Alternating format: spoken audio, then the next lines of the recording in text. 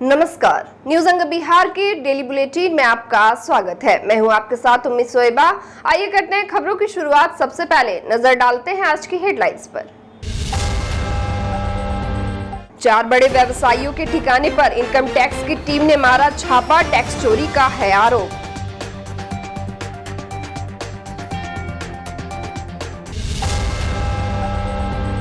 उड़ीसा में हुआ भीषण रेल हादसा, पीएम नरेंद्र मोदी ने घटनास्थल का लिया जायजा।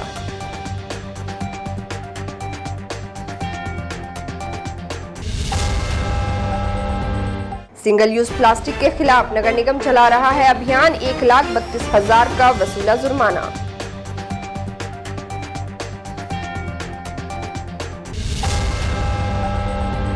स्विमिंग पूल में नहाने वाले हो जाए सावधान, स्मार्ट सिटी के स्मार्ट पूल में व्यवस्था पर उठ रहे सवाल।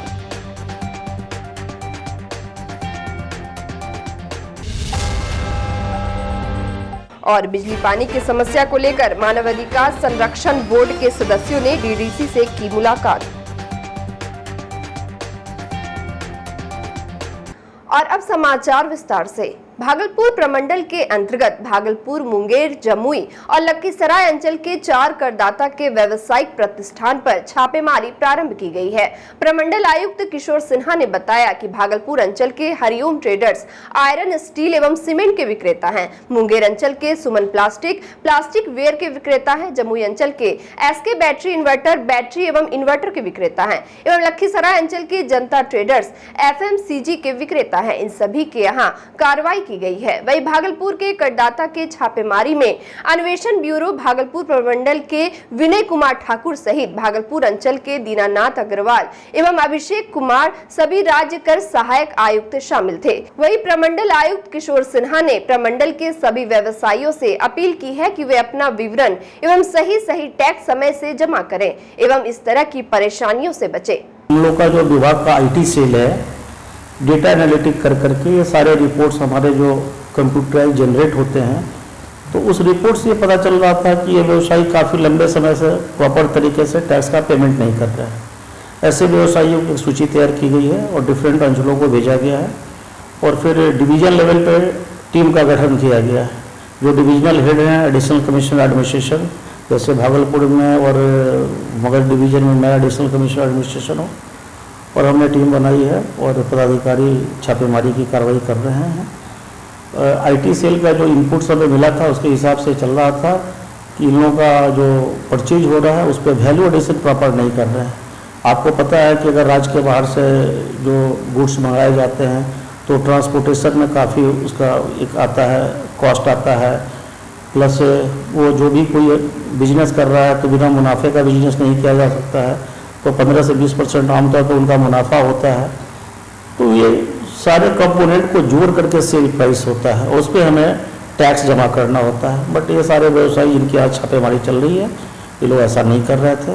प्रेमा फेसी यही दिख रहा है और फाइनल जो रिजल्ट है वो इंस्पेक्शन जो कंप्लीट होगा लग रहा है सर। देखिए अभी छापेमारी जारी है। जब उड़ीसा में शुक्रवार की शाम हुए भीषण रेल हादसे में मृतकों का आंकड़ा 261 हो गया है। वहीं 800 से ज्यादा लोग घायल हैं। ट्रेन में सवार एक यात्री ने बताया कि कोरोमंडल एक्सप्रेस की गति लगभग 110 से 115 किलोमीटर प्रति घंटे थी। यह सुचारू रूप से आगे बढ़ रही थी, लेकिन अचानक दुर्घटना हुई और 30 से 40 सेकंड के अंतराल के भीतर चारों तरफ चीख पुकार मच गई। मिली जानकारी के मुताबिक उड़ीसा में 3 ट्रेन दुर्घटनाग्रस्त हो गई। फिलहाल राहत एवं बचाव कार्य जारी है। इधर बालेश्वर में हुए दर्दनाक हादसे के बाद खुद प्रधानमंत्री नरेंद्र मोदी ने दुर्घटना स्थल का जायजा लिया। उनके साथ 2 केंद्रीय मंत्री धर्मेंद्र प्रधान और अश्वनी वैष्णव भी मौजूद रहे। वहीं केंद्रीय रेल मंत्री अश्वनी वैष्णव और ओडिशा के मुख्यमंत्री नवीन पटनायक भी शनिवार की सुबह दुर्घटना स्थल पर पहुंचे।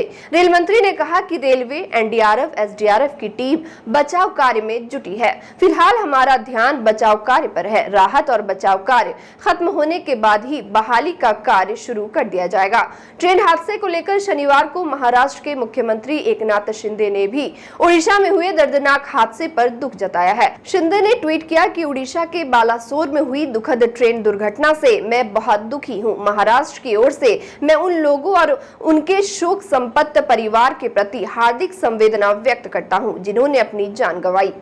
देश में सिंगल यूज प्लास्टिक की चीजों को बनाने, बेचने और इस्तेमाल करने पर पाबंदी है।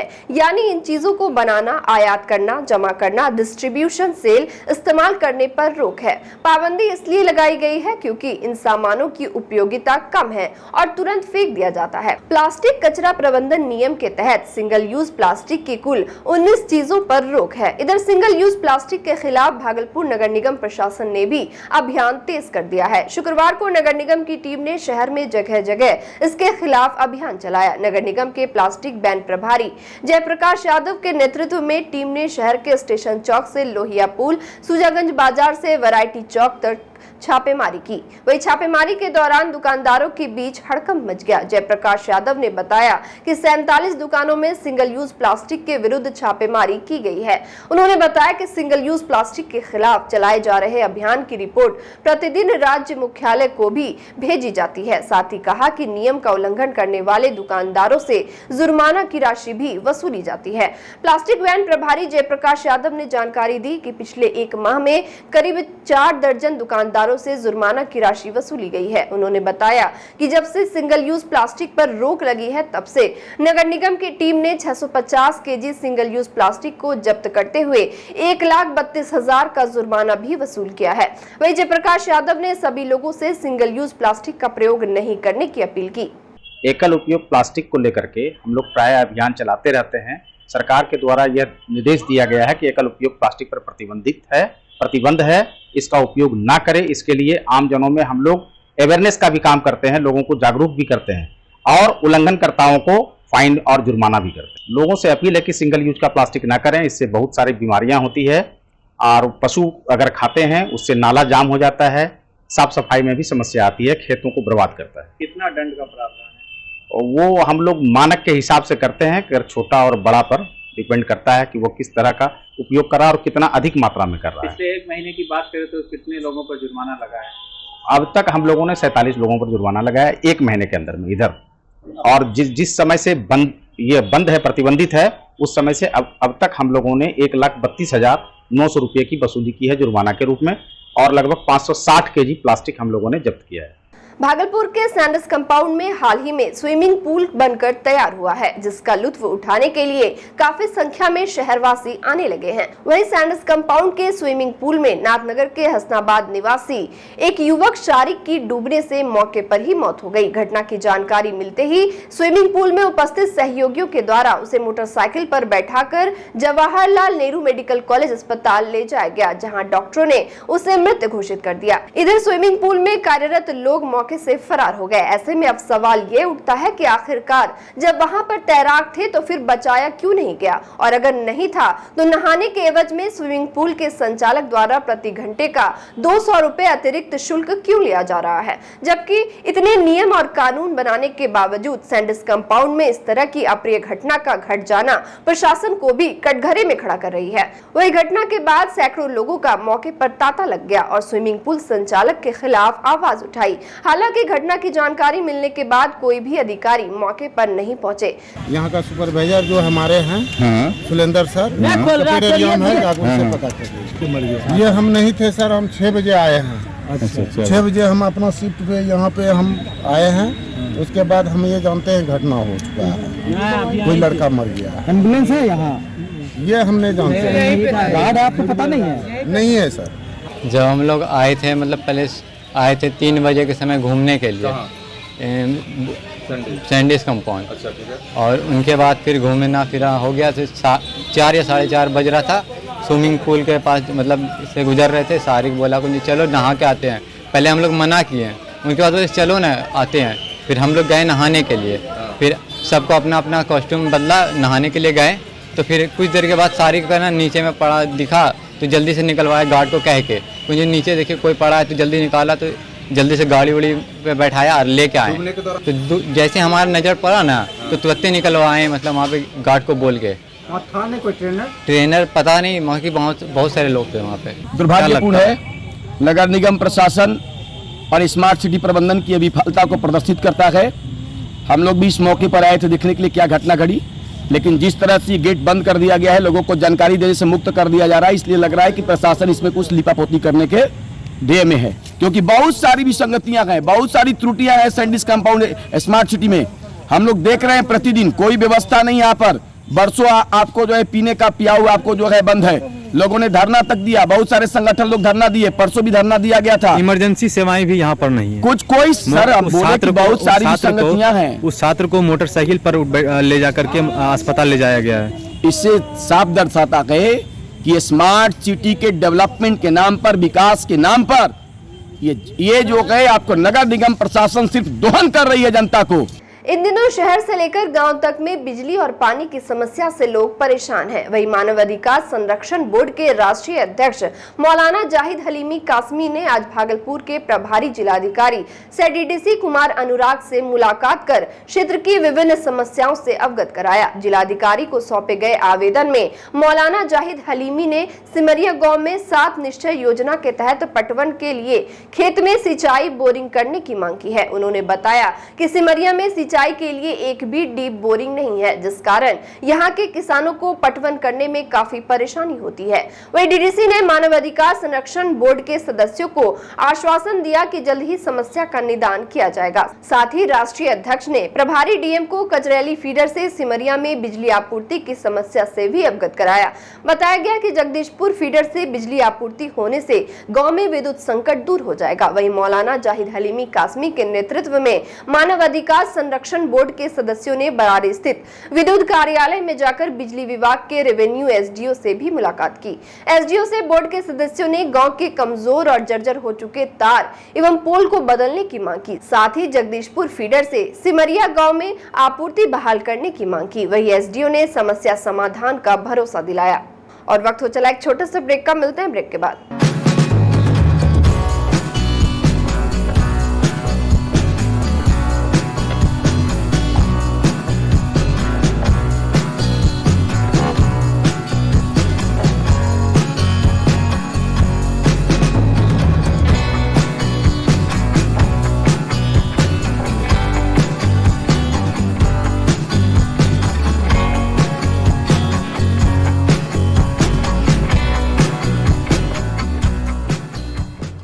ब्रेक के बाद फिर से आपका स्वागत है। बढ़ते अगली खबर की ओर।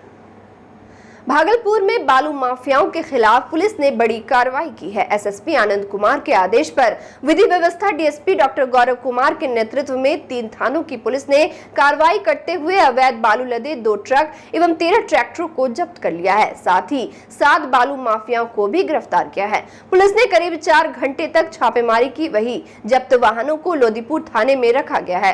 पुलिस की इस कार्रवाई से बालू माफियाओं में हड़कंप मचा हुआ है। Law and order DSP doctor Gaurav Kumar ने बताया कि एसएसपी को गुप्त सूचना मिली थी, जिसके आधार पर उनके नेतृत्व में 0 माइल क्षेत्र में छापेमारी की गई, जहां से 13 ट्रैक्टरों और 2 ट्रकों को जब्त किया गया है। डीएसपी ने बताया कि बालू माफियाओं के खिलाफ पुलिस की ये कार्रवाई लगातार जारी रहेगी। वरीय पुलिस अधीक्षक भागलपुर को गुप्त सूचना मिल रहा था कि भागलपुर और बांका के सीमावर्ती इलाके में अवैध खनन की सूचना आ रही थी और उसका परिवहन होने वाला है। तो इस सूचना को उसका सत्यापन किया गया। वरीय पुलिस अधीक्षक भागलपुर द्वारा उनके निर्देश पे एक टीम का गठन किया गया। पुलिस अधीक्षक नगर भागलपुर उस टीम की निगरानी कर रहे थे और उस टीम ने त्वरित कार्रवाई करते हुए आज सुबह 13 ट्रैक्टर जब्त किया है जो इलीगल सैंड था उसमें। उसके साथ साथ अवैध ओवरलोड गिट्टी छर्री 2 ट्रक जब्त किया गया है। उसके साथ साथ एक ऐश जो है ओवरलोड उसको भी जब्त किया गया है, एक हाइवा को। और उसके साथ साथ 7 अरेस्टिंग हमने जो है की है आज की कार्रवाई में। ये रेड जो है सुबह 5 बजे से लेके 8:30 बजे तक ये रेड जो है हमारी टीम जो है कंडक्ट की है। इस रेड में एसएचओ लोदीपुर और सबौर दोनों शामिल हैं। सबका साथ, सबका विकास, सबका विश्वास के सूत्र पर चलने वाले प्रधानमंत्री नरेंद्र मोदी के कार्यकाल के 9 साल पूरे हो रहे हैं। इसको लेकर भाजपा के नेता प्रतिपक्ष विजय कुमार सिन्हा भागलपुर पहुंचे, जहां उन्होंने पीएम मोदी द्वारा किए गए विकास कार्य और आगामी प्रोजेक्ट के बारे में बताया। उन्होंने कहा कि पीएम मोदी का मुख्य उद्देश्य विकासवाद को मुख्य धारा से जोड़ना है। साथ ही उन्होंने महागठबंधन की सरकार पर निशाना साधते हुए कहा कि राजद के भय से रोजगार करने वाले मजदूर बिहार से पलायन कर रहे हैं। अपनी वार्ता में उन्होंने पर्यटन योजना की बात करते हुए कहा कि केंद्र सरकार इस पर करोड़ों रुपए खर्च कर रही है। आज नल से जल का कनेक्शन 11 करोड़ 88 लाख लोगों को दिया गया। प्रधानमंत्री आवास योजना के तहत 3 करोड़ से ज्यादा शहरी और ग्रामीण आवास दिया गया। स्वच्छ भारत के तहत 11 करोड़ 72 लाख शौचालय का निर्माण, पीएम स्वनिधि के माध्यम से 34.5 लाख रेहड़ी पटरी वालों को मिला आर्थिक बल। मुद्रा योजना के तहत छोटे उद्योगों को व्यापार बढ़ाने के लिए मिले 39 करोड़ 65 लाख का लोन। राष्ट्रीय पिछड़ा वर्ग आयोग को संवैधानिक दर्जा।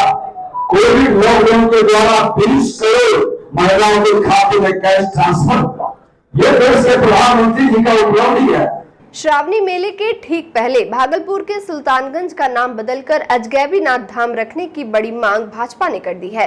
बिहार विधानसभा में प्रतिपक्ष के नेता विजय सिन्हा ने कहा कि देश की सभ्यता और संस्कृति की रक्षा करने का प्रण प्रधानमंत्री नरेंद्र मोदी के नेतृत्व में पूरे देश के लोगों ने ले रखा है और विदेशी अतिक्रमणकारियों और मुगलों के नाम पर अब देश के किसी भी शहर का नाम नहीं रहने दिया जाएगा। भागलपुर के पवित्र उत्तरवाहिनी गंगा तट, जिसका पौराणिक नाम अजगैबीनाथ है और जहां से प्रतिवर्ष लाखों कावड़ियां कावड़ में गंगाजल भरकर बाबा भोलेनाथ को जलाभिषेक करने के लिए रवाना होते हैं, उस जगह का नाम फिर से अजगैबीनाथ धाम रखने की मांग वे सड़क से सदन तक रखेंगे। अपनी सांस्कृतिक विरासत के लिए कदम बढ़ाएगा। सड़क पर आज कार्यकर्ताओं ने सुल्तानगंज में मांग किया है। सदन के अंदर हमारे माननीय विधायक विषय को मान दे। सरकार से हम जरूर मांग करेंगे कि सरकार की तुष्टीकरण की नीति से हटकर अगर वो अपने विरासत पर गर्व है तो उसको साकार करें। अब वो अत्याचारी, दुराचारी, बेचारी, आक्रमणकारी बख्तियार का आपकी निशानी को ही मिटाए और अजगैबीनाथ हमारे धरती का बड़ा धरोहर है, इसको जमीन पर लाए। और अंत में चलते चलते फिर से नजर डालते हैं आज की हेडलाइंस पर। 4 बड़े व्यवसायियों के ठिकाने पर इनकम टैक्स की टीम ने मारा छापा, टैक्स चोरी का है आरोप।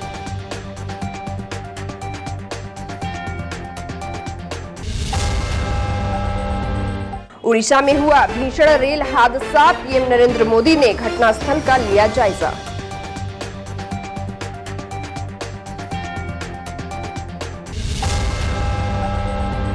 सिंगल यूज प्लास्टिक के खिलाफ नगर निगम चला रहा है अभियान, 1,32,000 का वसूला जुर्माना।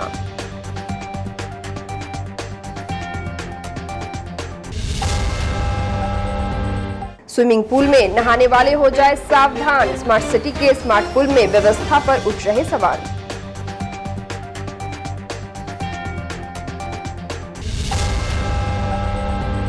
और बिजली पानी की समस्या को लेकर मानवाधिकार संरक्षण बोर्ड के सदस्यों ने डीडीसी से की मुलाकात। आज के इस बुलेटिन में बस इतना ही। नमस्कार।